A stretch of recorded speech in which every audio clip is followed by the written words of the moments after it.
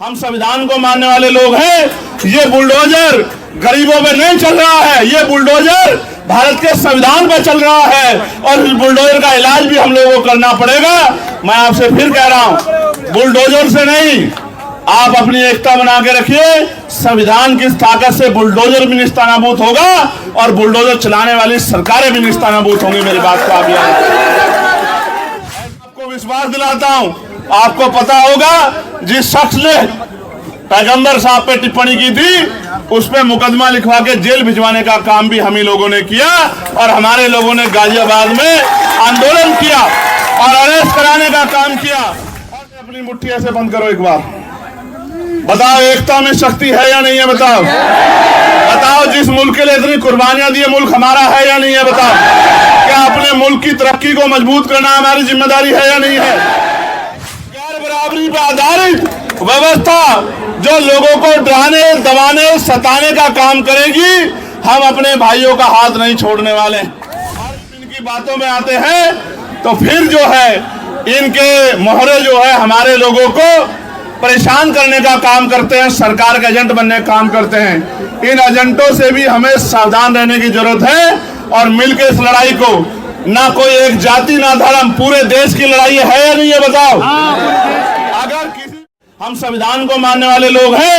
ये बुलडोजर गरीबों पे नहीं चल रहा है, ये बुलडोजर भारत के संविधान पे चल रहा है और इस बुलडोजर का इलाज भी हम लोगों को करना पड़ेगा। मैं आपसे फिर कह रहा हूं, बुलडोजर से नहीं, आप अपनी एकता बना के रखिए। संविधान की ताकत से बुलडोजर भी निस्तानाबूद होगा और बुलडोजर चलाने वाली सरकारें भी निस्तानाबूद होंगी। मेरी बात को आप ऐसे अपनी मुट्ठी ऐसे बंद करो एक बार, बताओ एकता में शक्ति है या नहीं है? बताओ बताओ, जिस मुल्क के लिए इतनी कुर्बानियां दी, मुल्क हमारा है या नहीं है? बताओ, क्या अपने मुल्क की तरक्की को मजबूत करना हमारी जिम्मेदारी है या नहीं है? देश में अमन, भाईचारा, प्रेम बना रहे और देश एकजुट होकर तमाम तरह की गैर बराबरी, तमाम तरह के जुल्म और तमाम तरह की जो समस्याएं जनता के सामने आ रही हैं उनके खिलाफ लड़ाई लड़े।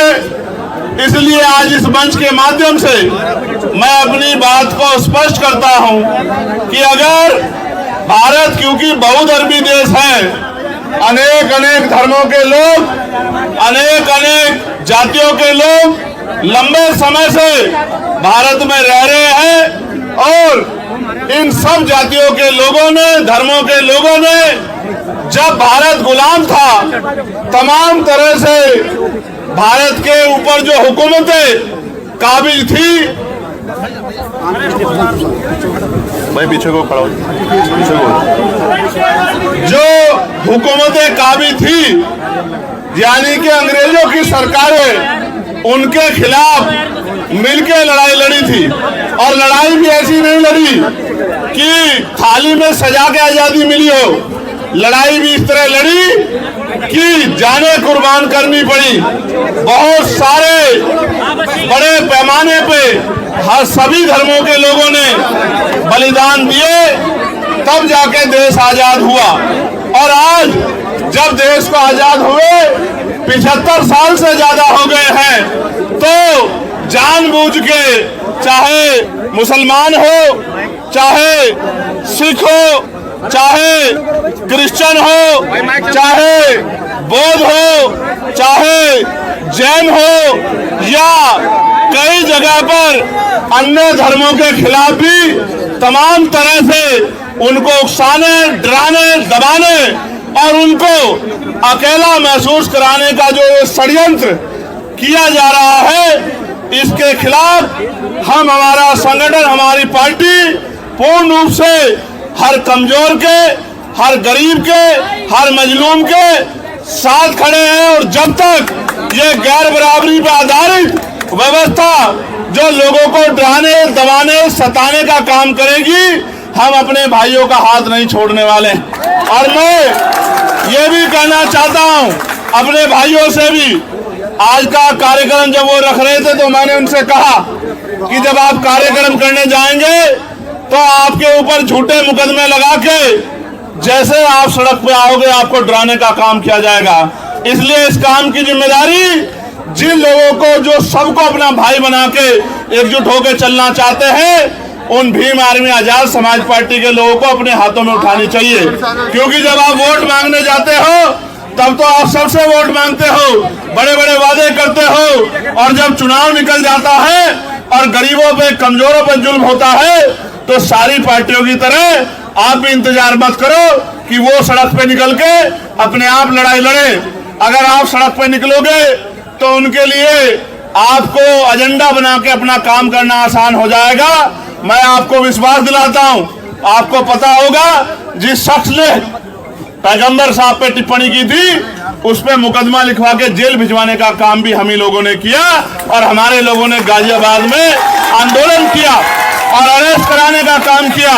और चाहे बहराइच में एक तरफा कार्रवाई करके जुल्म करने का काम किया जा रहा हो इसलिए कि सरकार का एजेंडा चलता रहे, या हिमाचल में तमाम तरह से जो है कमजोरों पे जुल्म ढाने का प्रयास किया जा रहा हो, उत्तराखंड में प्रयास किया जा रहा हो, हर मोर्चे पे हमारी पार्टी, हमारा संगठन एकजुट होके बिना किसी राजनीतिक स्वार्थ के इस लड़ाई को लड़ने का काम कर रहा है। और मैं आपको स्पष्ट करना चाहता हूं, सिर्फ मुसलमान भाइयों के साथ नहीं, अगर जैन भाइयों के साथ, सिख भाइयों के साथ, किसान भाइयों के साथ, देश की करोड़ों महिलाओं के साथ, नौजवानों के साथ, गरीबों के साथ, अभी डीटीसी बसों वाला प्रकरण चल रहा है, जिसके साथ भी जुल्म होगा हम अपनी देश की तरक्की के साथ खड़े हैं, हर व्यक्ति के साथ खड़े हैं, हम उस लड़ाई को लड़ने का काम करेंगे। और मैं आपको विश्वास दिलाता हूं, आगे किसी भी आंदोलन में आपको स्वतः आगे नहीं आना पड़ेगा।